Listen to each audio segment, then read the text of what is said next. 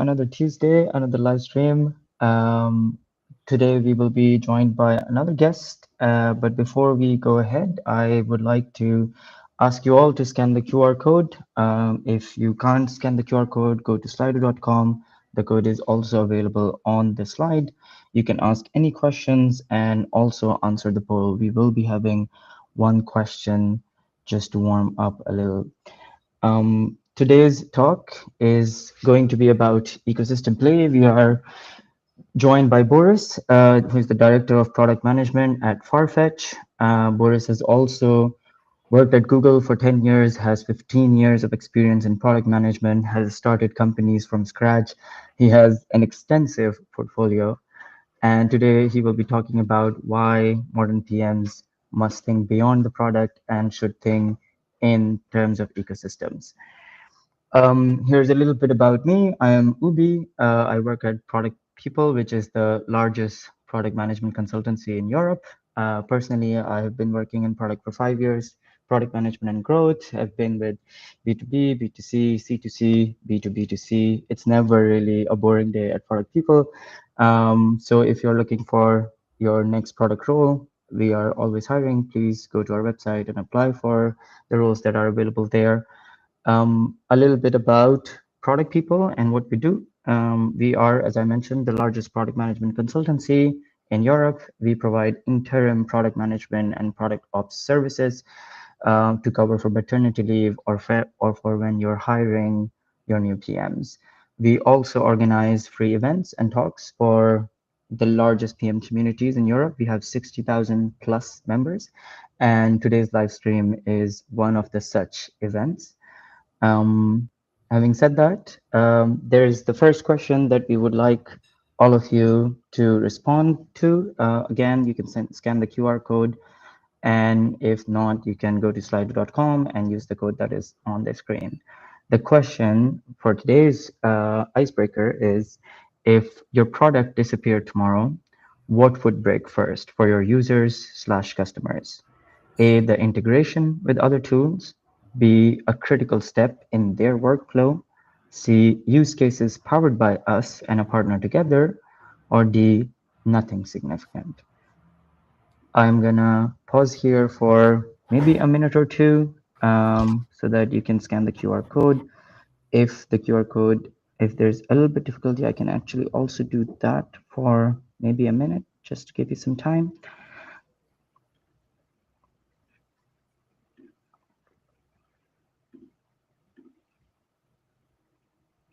And we'll be scanning the results and sharing the answers with you soon. And with that, I would like to introduce Boris. Boris, take it away. Yeah, Obi, thanks for having me. Can you share my screen?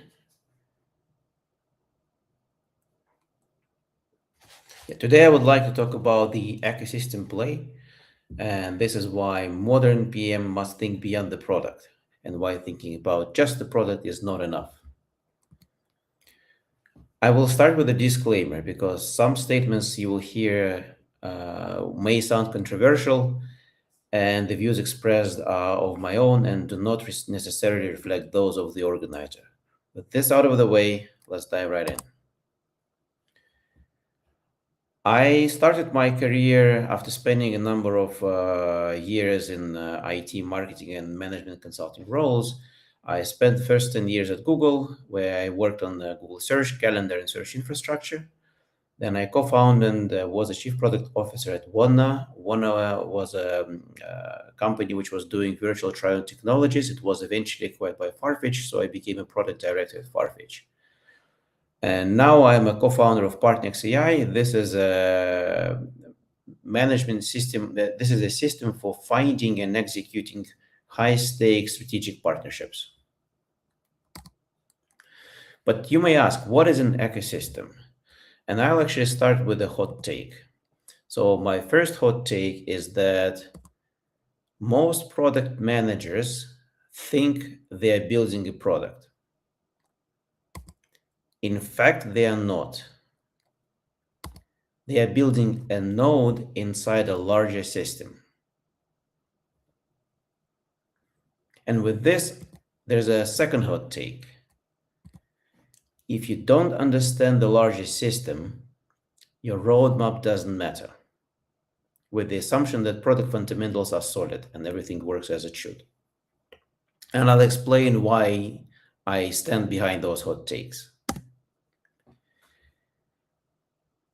The invisible trap which we sometimes find ourselves in is we ship great features, we improve metrics, we move faster every quarter.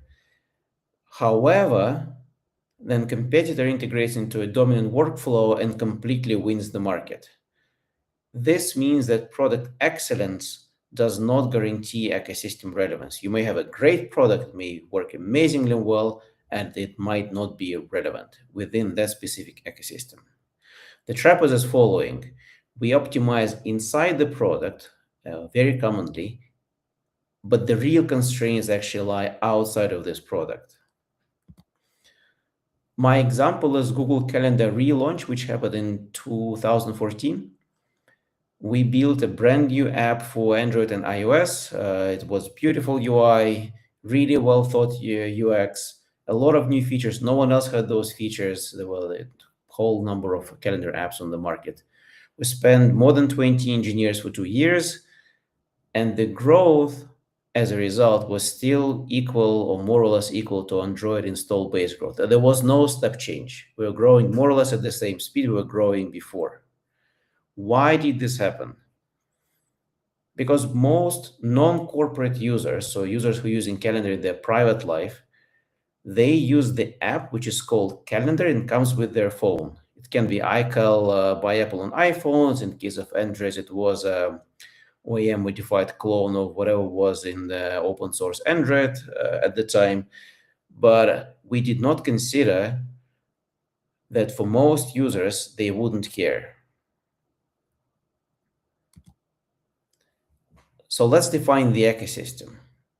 It's everything that surrounds your product and shapes its value. It can be workflows that touch your product, they can originate in your product, that workflow in a different system that works with your product. It can be a paper workflow, but it still needs your product and so on. Integration with other products, like for example, Slack has tons of integrations with tons of other products. Data flows in and out of the product. Sometimes your product is meaningless without the data it consumes, or other products may be meaningless without data that you provide to them. Distribution. This is extremely important in growth because not all growth comes from sales or PLG or direct marketing. You can actually do certain steps to improve the distribution of your product. And finally, strategic relation with other players. You might partner with other players in the same market. You might find some leverage where you can use them and improve your position in this ecosystem. So my company, Wanna Fashion, we created a virtual try-on technology. We provided an SDK for brands, retailers, so they include this into their e-commerce. And we thought it's a very simple thing because, there's a virtual try-on, this SDK used. Sounds simple. However, we found ourselves in the middle of a quite complicated ecosystem where stakeholders are both internally inside our clients and externally outside of our clients. And we had to navigate and find our place in this ecosystem. So internal stakeholders, there's a product design process where they create, let's say, new footwear. There's marketing, doing campaign. There's sales and e-commerce, which may or may not be the same org. And outside of this, there was a whole bunch of different 3D modeling softwares, which we had to figure out what to do with.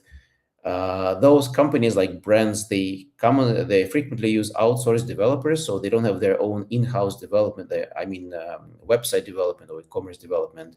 They outsource it elsewhere, and they're retailers, and they all have different relationship with each other. And we had to really, thinking that it's very simple, we realized that we actually need to work with all of them, and it was not easy. So how do I become an ecosystem PM? Ecosystem thinking, it's a different mindset. It's actually orthogonal to a feature thinking. Feature PM optimizes features inside the product or optimizes the product internally. Ecosystem PM optimizes outside of this product. I don't say that you should switch from being only features to being only ecosystem or vice versa, but you need to incorporate the ecosystem PM thinking into your ongoing work. And the feature PM, there are different questions that you should ask yourselves. Like, feature is, what's our roadmap? How do we improve the metrics? How do we increase velocity and so on? For the ecosystem, it's different. So where do we sit in the workflow? Who depends on us? Who we depend on? How do we embed into the platforms? Who control the distribution? Where can we find the leverage? It's a different game, and you need to change the mindset trying to figure out how to win in this game. And I'll help you with some framework. There are four ecosystem plays. Play is a repeatable way to gain leverage or advantage through an ecosystem. So the first one is to embed into the dominant workflow. The second is to become an infrastructure. Third one is to become the default. And fourth one is to combine strengths. I will list them on the next slides and just cover them one by one. The first one is to embed into the dominant workflow. You win by attaching to behavior that already exists. So instead of trying to create a new way of doing something or a side way of doing something, you find the main workflow where your product is mostly beneficial, and you integrate your product into that specific workflow because user is already in this workflow. So when you integrate into an existing workflow, you reduce friction, you reduce resistance because users are already doing this and you're helping them to do it better. My example also comes from the calendar relaunch. I was redesigning and adding a guest into a calendar event on mobile. So the target was people who are using calendar in their private life, not corporate use. And we wanted to make the adding a guest to an event much simpler, or inviting to an event. So we designed a beautiful flow. We started testing the mockups. They tested really well, no issues whatsoever. However, during the testing, it became apparent that the mental model is different. In the private life, users we interviewed, they would not be inviting to a meeting like you do in a corporate life. Instead, they would be sharing that event over the preferred mode of communication. At the time, it was iMessenger, WhatsApp, or SMS.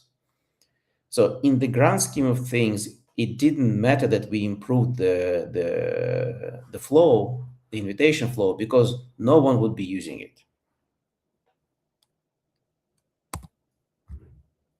The second play is to become an infrastructure. So instead of being a visible tool that everyone is using, you expand into becoming the layer that connects other tools. And when others build on top of you, they grow, you grow with them. And your product value compounds together with the ecosystem.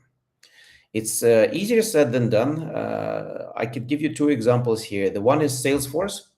So it started as a CRM, and it has become an operating system for the sales org, because on the backbone of the CRM itself, it has a whole bunch of plugins and add-ons that are running on top of the CRM. Another example is Autodesk Revit, which is a standard in large-scale architect companies for a different reason. Various components manufacturers, say they produce beams or slabs or things like this, they make their parts available inside the Autodesk catalog, and it makes it easier for the architects to design buildings using those components. And it kind of it's a circle which spins by itself. A lot. The more they add components, the more architects are inclined to use this tool. The third play is to become the default, because apparently in a lot of systems, default beats better. And you need to figure out if you are in this kind of system, and in this kind of system, you actually need to work on the distribution because it's more important than anything else. When you become the default, choice kind of disappears. At the dawn of my PM career, I was a Google PM in Russia competing for search market share in Russia and with Yandex. Yandex is a very large, very smart, very advanced company, very strong. So Google search was better, it was fresher, it was better results, worked faster, but our market growth was minuscule. It was really slow. And it turned out that for the most people, the search quality of their default search engine, which was Yandex at the time, it was already good enough. So they were not actively looking for a better search engine. And this completely changed the question, because instead of trying to build a better product, what we started asking ourselves is, how can we become the default for those users? Yes, you need to have a solid product for this, but you may not be the best. You just win at the distribution. And play number 4 is combine strength. So you don't need to build everything. You can pair with somebody else, with other existing players to expand the value. Find in the ecosystem the players that own that what you don't have. Let's say they have a distribution, data, community, brand, and so trust, and so on. And then together with them, you merge your assets, and this creates an outsized impact.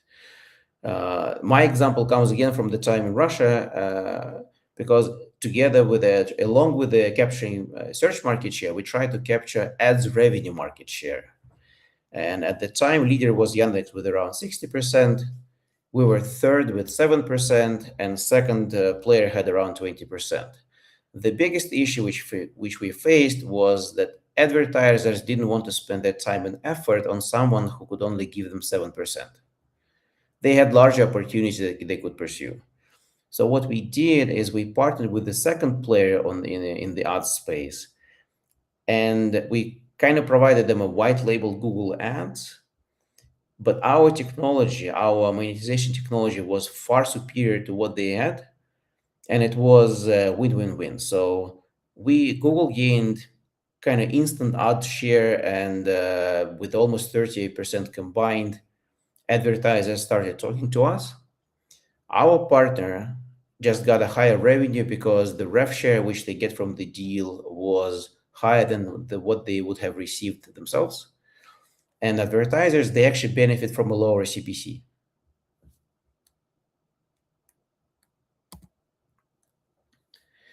Most of product managers, they play on the bottom layer. And this is because that's what they are incentivized to do. The bottom layer is essentially product execution, which is absolutely necessary, but it's not frequently decisive. If you try to play at the higher levels, like position, integration, distribution, then you will be shaping the rules of the game. You're not going to be playing the game that everybody else is playing. You will actually be the dungeon master. You'll be shaping the rules of the game. And this matters even more now, because AI increased feature velocity. As you all know, it's very easy to repeat someone else's feature right now. A lot of APIs, they reduce technical barriers. Distribution gets harder and harder with all the changes that Apple is doing, with all the closed walled gardens controlling the access to the users. And user attention is fragmented. So if you create a product which is solving a tiny piece of a workflow, you might not get enough attention for the users to remember about you. And this means that the advantage is not what you build. The advantage is actually where you sit, how you're positioned in the overall ecosystem of the product and everything around it. The questions that you should ask yourself is, where does our product sit in the customer's full workflow? Do we even understand the full workflow? Who owns our users' attention today? What's our screen share time with our users? Which integrations do we have? Which of them increase switching costs? Who benefits if we grow? Whose growth can we benefit from? Is there any integration that can change our growth slope? Maybe we can start growing exponentially. I would say for a B2B business, a reseller agreement might be a very good idea because you don't need a lot of sales people to do it. What ecosystem move can deliver 10x impact without 10x engineering? You might not have answers to all those questions, but at least you should ask them. And this will help you to become a better PM, and it will also help you to grow your product disproportionately to the amount of engineering effort you are spending.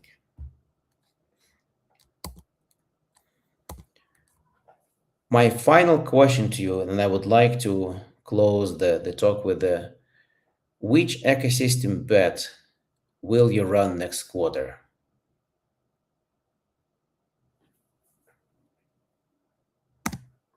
Thank you very much.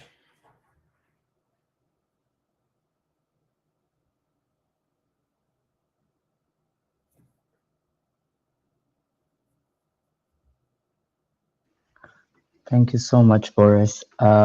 This was very nice to hear. We are still taking questions, and now we are open for questions. So you can dump your questions into the LinkedIn comments if you're on LinkedIn or on YouTube. Meanwhile, while we're collecting questions, I think I can kick it off by one question I have, which is more in how a PM can balance a B2B versus a B2C product. And I want to go back to the Google Calendar example that you shared in terms of ecosystem thinking and what could just a B2C product think a travel app PM could think about when switching to this mode. Well, the travel app is first of all, you have a whole bunch of partners for the travel app because you have connections with. I'm speculating here, but I assume that you can allow people to plan their travels, and you have a whole bunch of connections with the experience provider, with flight search, with hotel search, with maybe a LLM underneath to answer user questions. But also, you need to figure out how this goes into the workflow, and the workflow is actually the flow is users rarely plan plan their trips alone. It's probably more common, at least for personal trips, not for the business trip. For personal trips, it's probably more common to plan it together with your family or your friends. And the question is, how can your tool get into this communication with your friends? Because you probably will be talking a lot more than you do inside the tool itself. Nice. Um, I will see if we have gotten any further questions on the comments. And meanwhile, I think another follow-up question, maybe again, I'm just picking your brain here, would be how when a company or a product, let's say in a scale-up phase, is going to do partnerships, what have you seen the most common failure when companies try to do these partnerships? Oh, that's a tough one. The most common failure is so partnerships is a very high stakes endeavor. It's not low stakes, it's really high stakes. And most common failure mode is actually your internal stakeholders not being aligned with the goal for this partnership and with the execution of this partnership, surprisingly. So let's say you may have a core development partnership with someone, Let's say you develop a data set and then you provide this data through a set of APIs to a developer who's then using it in a third system. And the failure would be that your leadership team will not be aligned within themselves on the value of this partnership. So actually, as a partnership manager, you always have to keep reminding them of the value that this partnership potentially brings.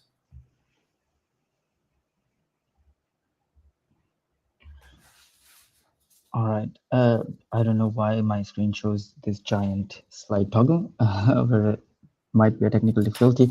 Um, when we are talking about partnerships, let's say if a PM is entering into this partnership mode and into this ecosystem mode, thinking about it, what would be the first map the PM can make when starting out, thinking in terms of ecosystems? Is it the internal stakeholders? I would probably start with asking the questions that I showed and try to respond them myself, and then try to just map the ecosystem, try to find who are the other players in this ecosystem.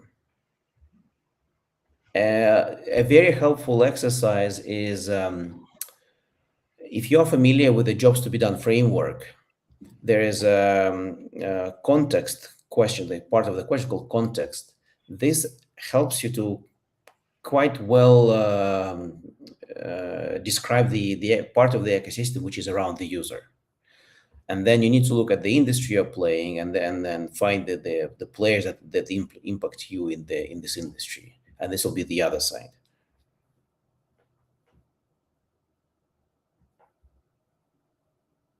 Now that we are talking about industry, I want to go a little bit deeper into it, and I have two questions further. One is about metrics. So, what would be the healthy metrics, or what metrics actually indicate a healthy ecosystem? And then I will go to AI. But first, this question, and then we have another question lined up. Yeah, so it's actually difficult to measure the health of the ecosystem. You usually measure the type of relationship. Like, for example, if a distribution partnership, then you will measure like a number of them. You will measure how much revenue they bring, or how many leads they bring, or what's the activation via integrations. What's your, like, if you added a certain workflow, certain integrations, how does it lift your retention? But you have to measure it.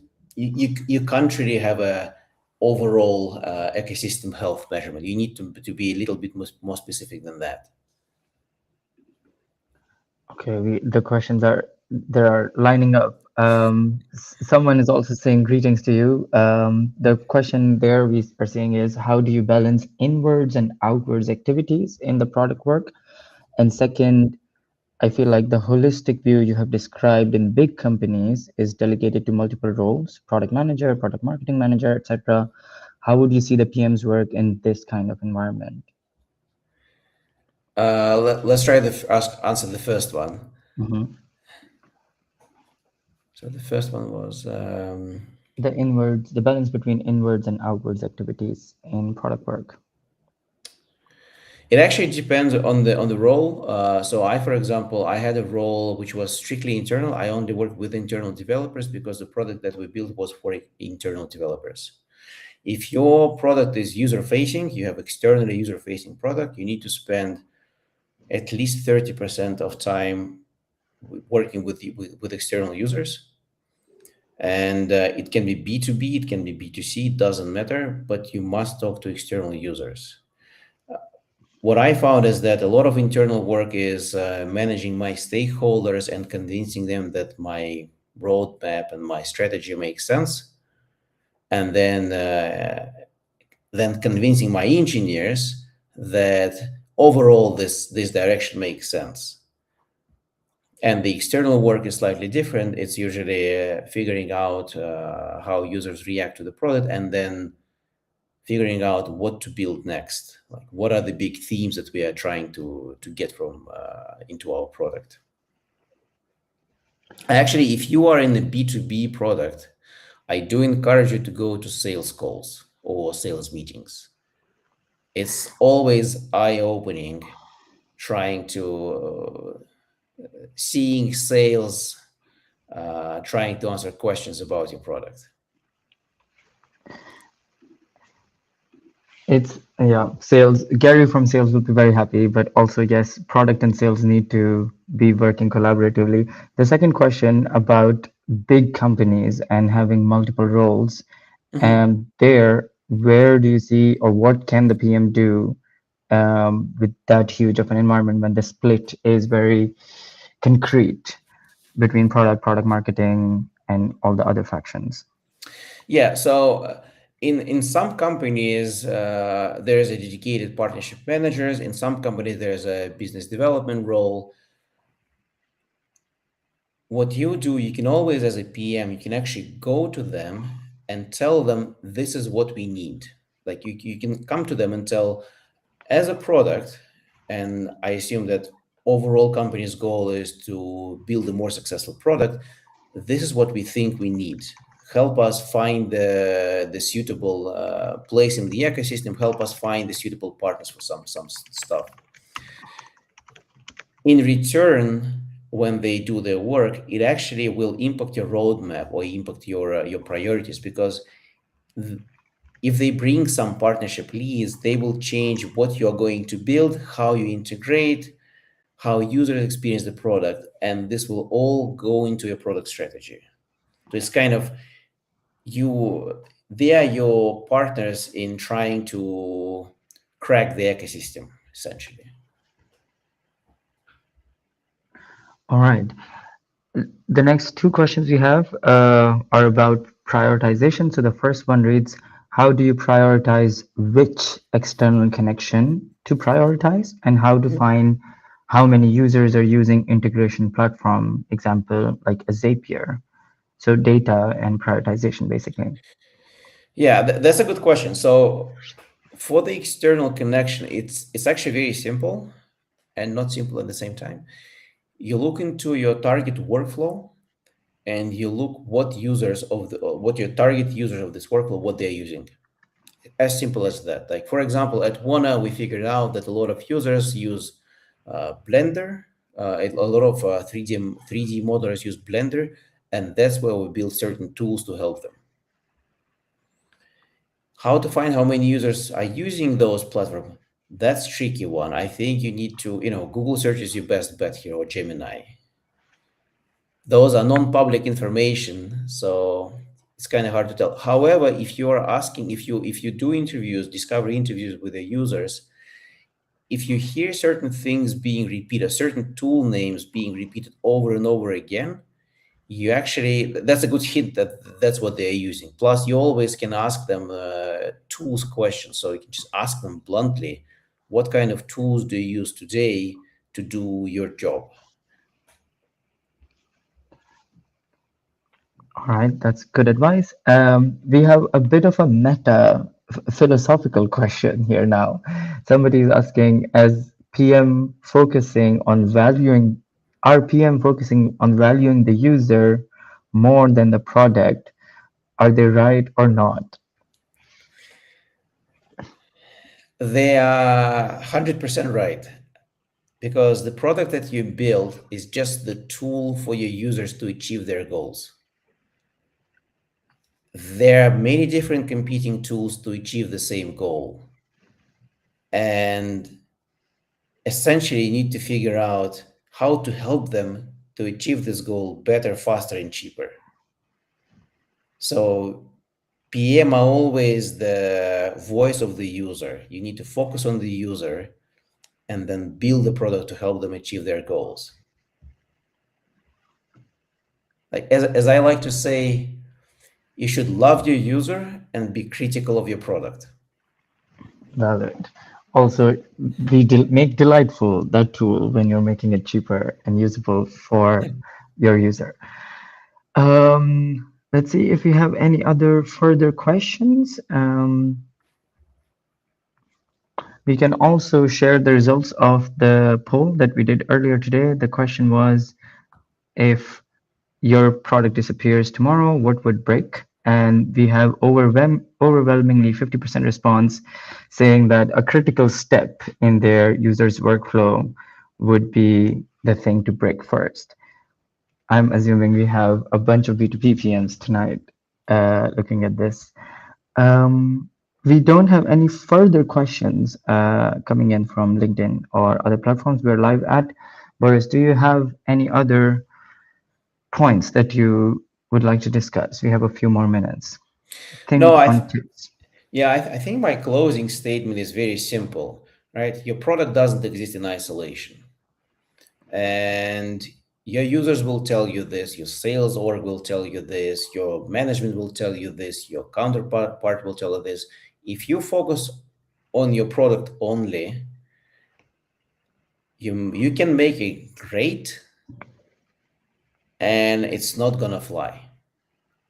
So for your career, for users' benefit, for the success of the company, it's better to listen to everyone around you and to make the product more relevant in the grand scheme of things, not in your own silo, but in the grander scheme of things. I think this question has to be asked because we are in the age of AI now, and it's Yeah. in everyone's usage. There are workflows and everything. What role do you see AI playing in terms of ecosystems and building these ecosystems? Because now we can do these much quicker in terms of workflows and connections. Yeah, actually, that's the question which I'm asking myself. So, Cloud for Work, like in some, with some non-zero probability, Cloud for Work becomes, or a product of the similar type becomes essentially a workflow tool for employees. And the question is then, if you develop any B2B tool, or if you develop some workflow tool, or you improve some things, like, does your product even need a UI at all? Like, That's shouldn't it be just the skill of the tool? I don't know. are we going towards more of a WeChat operating model where everything is just inside a single app and everything else is in the backend or Yeah, I backend? don't think it's gonna be a single app. Like, even like if you look at the corporate messaging apps, there's more than one. Even though at some point Slack took almost the whole market. But if you conceptually, if you think about this kind of apps, the question is, yeah, will we need a UI for your tool? And then if you don't need a UI for your tool, then how do you control the distribution? How do you control the awareness about your tool? And how do you control the experience? Because if you don't all have the UI, it's really hard to control the experience. It's very interesting because then brand also comes in all of this. And if anyone can build anything in the background using and leveraging the AI tools, then the question is what is your USP? And some of the AI companies might want to play on brand or use the companies that are AI native and building products with AI. Do you have any thoughts there? Yeah, it's actually going back to the ecosystem. It's like, for most of products, not very difficult to rebuild them from scratch. And so there will be companies that will try to replicate your product. It's much harder to rebuild the ecosystem, because if you already have connections or proprietary data sets or some exclusivity deals, let's say, it's very hard to repeat that. And it's going to be very hard for those, even if they build a similar product, it's going to be very hard to have like be such a significant player in the overarching ecosystem. So if they try to get into the more or less exact flow that you are, like to the same users that you are with, it's going to be hard for them. Like, if you look into a large corporate software like SAP, for example, SAP is a backbone for the enterprise. Replacing SAP is a nightmare. Like, no one wants to do it, and it's very expensive. So it's very hard to. I find it very hard that somebody will create a better ERP system and then even if they do, I find it really hard to believe that everyone will immediately switch, because at this point, cost of switching is actually becomes becomes a Bottleneck. barrier. All right. We are also nearing the end of the time. I see that we are not getting any further questions. We are still live for Q&A. Until we're here for a few more minutes, I can very quickly glance at what use cases we cover. As I mentioned in the beginning, we cover interim gaps when your product managers are on leave or their permanent position covers. We also do coaching and advisory and consultancy for product leadership at Europe's biggest companies.